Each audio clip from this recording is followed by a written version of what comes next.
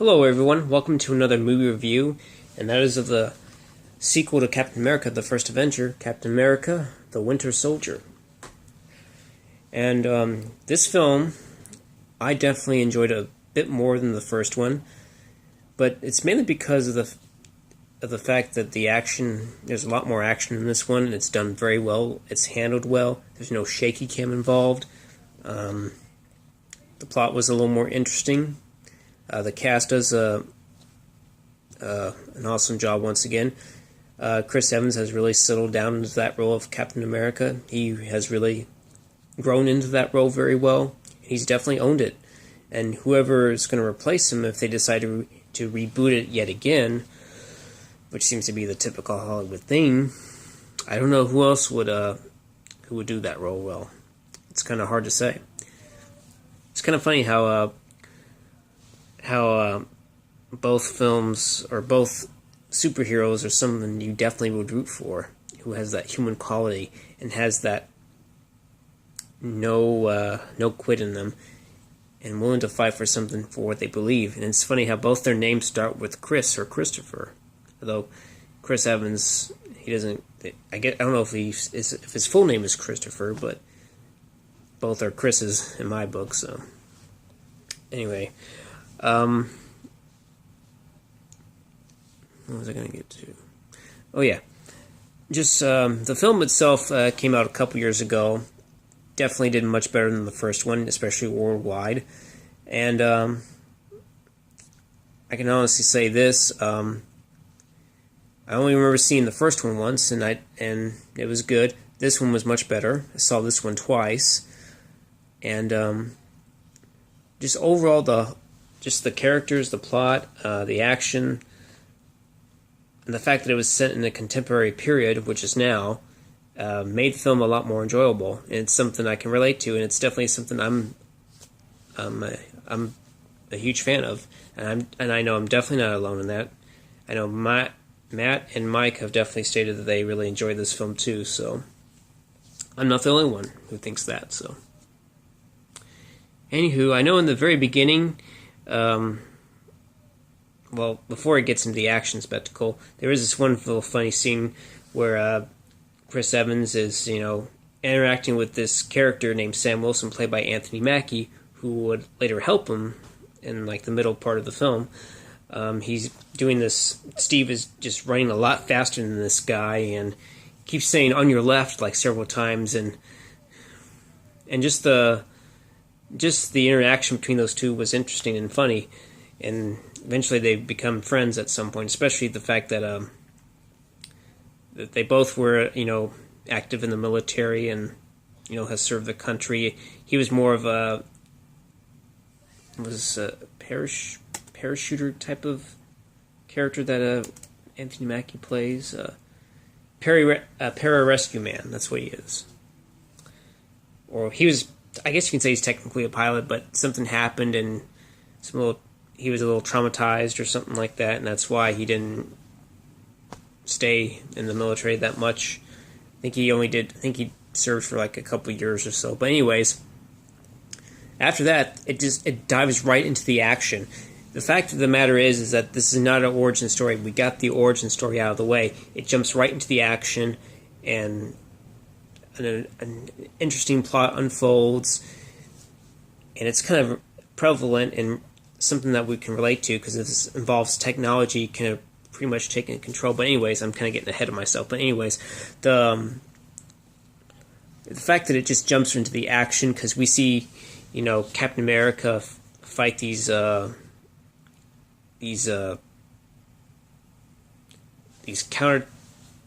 terrorists aboard a shield vessel of some kind, and just the way it was done, the way he's able to take out these guys, and you also have Scarlett Johansson's character Natasha Romanoff making an appearance in this film, and definitely has a role, and she definitely kicks ass in this movie. I definitely thought she looked better with the straight hair, but that's just me. Definitely, they give her more stuff to do in this film, and the fact that she does well in her fight scenes. She really kicks ass, and There's also some. We also see Nick Fury, Samuel Jackson come back, and they actually give him a bit more to do in this. Well, there's this one scene where he's being ambushed by these secret cops or bad cops, if you want, and there's a scene wherever he's in this vehicle, and he gets injured, and while the car's like armor protected, it has like some kind of, it's made from some kind of very strong steel or whatever they used. Of course, they're putting a lot of, these bad cops are just shooting up the vehicle pretty extensively, and it's, dropping in damage. And right when it gets to 1%, he gets this gun, this little machine gun, and he just shoots at them, shoots at the cars, and is able to blow one of them up. And I thought that was very well done. A very exciting scene, very somewhat tense, but exciting because there's a great deal of action. And then, of course, the mastermind, I guess, behind it, or we will later find out, was the Winter Soldier. And I kind of already knew who this Winter Soldier was going to be because they kind of spoiled it, and it was fairly obvious they were going to bring back Steve's old friend to play that role. And Sebastian Stan comes back, except as the Winter Soldier, and he does a very commendable job. He does a pretty damn good job of playing the Winter Soldier. He's able to do well in the fight scenes. Does the knife scene where him and Rogers fight, did it very well. I remember he was practicing doing that scene, especially practicing using that knife. Like, he would train like every hour or two just to get used to doing the knife movements and all that. So he does a really great job on the fight scenes, and shows us that he's really capable of doing that. But I'm kind of getting way ahead of myself. I saw it last week, and it's definitely a great, entertaining film. But basically, it involves Steve really trying to adjust to the contemporary lifestyle that he's in now. While everything seems a bit improved in terms of convenience, like food and all that, and it's just hard for him to adjust because most of the people he knows are pretty much gone, except for Peggy. She's surprisingly still alive, but very old, and probably well in transition for Alzheimer's, because while they do have this conversation, she kind of forgets that he's back, and she's like, "You're alive," and all that. It's kind of a sad scene, especially since he's still a lot younger, and she's much older, and it's kind of heartbreaking for them both because she's pretty much on the verge of death. And you think by now she would have been dead, but surprisingly she isn't. But anyway, it's good to see that they didn't forget about that part. But overall, the newcomers in this film include Frank Grillo. He plays this counterterrorism soldier who later, his name is Rumlow. He's part of the counterterrorism strike team. And just, he's pretty much a guy who's pretty, hard-nosed, tough. Pretty much wants to beat the shit out of everyone, pretty much. Now, the plot I'll get to, it basically involves some conspiracy within S.H.I.E.L.D. and the fact that S.H.I.E.L.D. itself becomes compromised. And when Nick Fury attempts to find out, like I said, he gets ambushed and almost dies. Luckily, he escapes, but barely. And then whenever he tries to give, information about what has happened and the fact that S.H.I.E.L.D. is trying to take on a whole new meaning of security to the next level, really being observant, Steve doesn't really agree with it because it's just another way of, overextending control over the privacy of people's lives, and no one wants to be watched every single minute or every single moment of their life, to feel like they're being violated or feel like they're nothing, And so, back on the subject, when Fury hands Steve this flash drive of information, he gets shot by the Winter Soldier and chases him, and unable to catch up to him because this guy's really fast and has the ability to just be in and out rather quickly. So he tries to take this information up to Pierce, who is played by another newcomer, Robert Redford, who's pretty much the head of this organization of S.H.I.E.L.D., or the head of the counterterrorism group that Steve's involved with. And he does a fine job in this role, and his performance overall is very satisfying. He's always done great in movies in general, or done great roles. Can't remember the last one we did before this, but I haven't really seen many Robert Redford films, but I definitely know he's a good actor, so it's good to see him in this film. And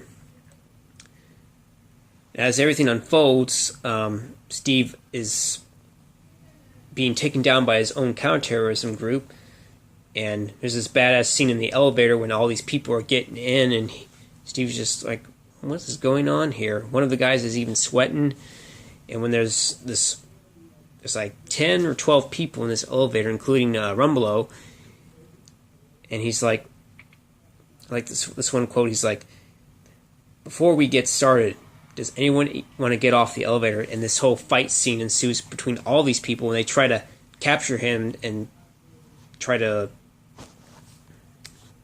neuter him, so to speak, or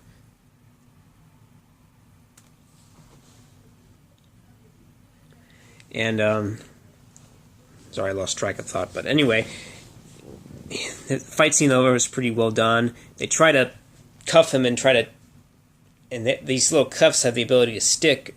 They try to get his other arm because someone is able to cuff his right arm, and he's able to beat all these guys up pretty much. He's able to fight them off, including Rumbelow, especially when he says to Steve, he's like, well, this ain't personal, and then Steve's able to take the absorption of this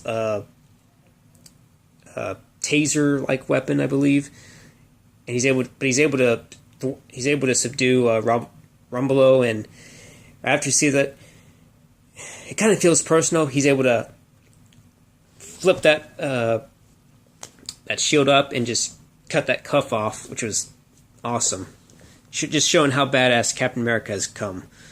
And whenever other soldiers try to capture him, he actually breaks out of that elevator and is able to somehow escape the S.H.I.E.L.D. base. And this also results in him trying to team up with Romanoff, and she basically relates to Steve that the Winter Soldier is responsible for Fury's death. But later on you see that Fury's actually alive, but I'll get to that. But the main focus was, this time, while there's not really a clear-cut, villain, although I guess you can say Pierce is really the villain, the real villain behind all this is Hydra. Because it turns out that it's revealed through this little consciousness of Zola. Whenever they stick this flash drive and go to this abandoned base, they find Steve and Romanoff is what I'm referring to. But anyways, they find out that that Hydra has been grown inside S.H.I.E.L.D. Pretty much since Zola's been captured, and since World War II, I guess, or post World War II. And it's been grown, and it's been mainly responsible for the creations of the weapons, the assassinations involving, presidents or Secretary of Defenses and all that. Yeah, basically S.H.I.E.L.D. was founded after World War II, as it's revealed. Operated within ranks and secrecy, sowing global chaoses, making humanity, surrender its freedom in exchange for security. which is what's going on now. And that's pretty much, it kind of lays into what's going on today. We feel like our security's being compromised, our freedom is being somewhat taken away from us, or anyway, I think that's what's happening. But it's almost like basically it's like a conspiracy theory movie with a great deal of action packed into it, and it's not a far-fetched, global takeover of a supervillain like in, let's say, X-Men, but I'm a big fan of those films too, because that's what X-Men is. It's kind of out there. It's kind of involving mutants. And I guess you can say that, well, I'm getting way off topic here, but this is kind of a realistic plot. It's a realistic type of conspiracy plot. It's done and it's handled very well in this film. And it's in a comic book movie, for crying out loud. You think comic book movies won't be too realistic, although people will say Nolan's trilogy of Batman is a bit more realistic. But this coincides with the whole approach of how government and security is in today's world. That's why I think we all can relate to this film, and we all can relate to Steve in feeling that this is fear and our freedom and security are being violated and compromised to a point that what do we stand for? What's the point? But anywho, eventually we found out that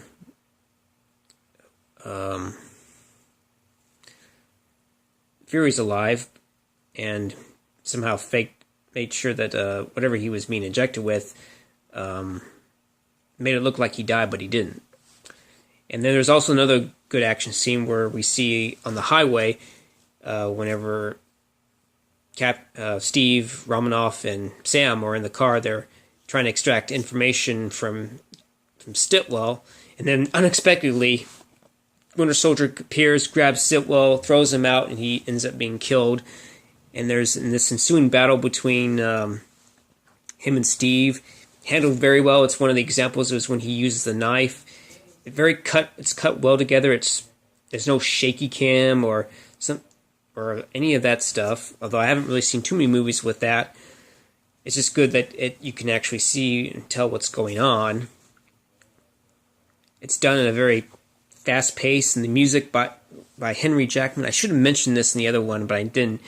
Alan Silvestri did a great job with the score, but Henry Jackman also did a really, really great job, and I think he kind of elevated it to a whole new level in this film. Especially, he did a real great job on the Winter Soldier theme. Dun, dun, dun. Oh, sorry. Dun. I can't do it. But anywho, yeah, the whole fight sequences were done very well, and when they're able to, whenever Steve, has to get another uniform, because when he was on the run, he actually had to switch uniforms. It's actually in a deleted scene, but anyway, when he decides to go against S.H.I.E.L.D. or not S.H.I.E.L.D., but Hydra technically, he's able to get his old 1940s uniform back, and it was kind of interesting to see. It's good to see that he gets that old uniform back and is going to be fighting that uniform yet again, the old school 40s uniform. And then he finds himself with allies with Romanoff. Maria Hill also appears in there. Kobe Summers returns. She does a good job. And Sam Wilson, he becomes the Falcon and gets these enhanced wings. When they first introduced that scene, man, that was awesome. I knew that we were going to be in for a ride and a damn good film after that. So, just the overall, the action, the way it's handled, the way it. I think I've said this before, but just the way it was shot, just the way it was edited, and it's done by the Russo brothers. They did a very great job in this film. They knew what they were going for. They knew what they were doing, and just overall, this film was just fun, engaging, exciting, you name it. definitely. I'm